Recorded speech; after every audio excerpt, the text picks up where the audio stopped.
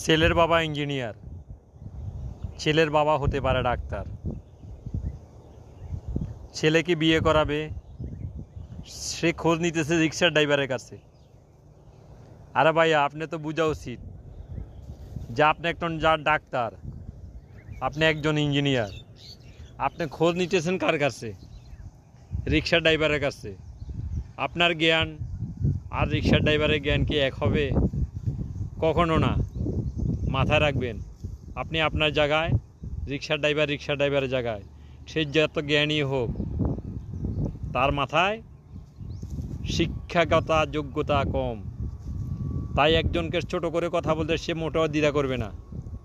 মানের মান শিক্ষা বুঝবে, মানের মান জ্ঞানী লোকে বুঝবে, ড্রাইভার বুঝবে না, ভিক্ষুক বুঝবে না।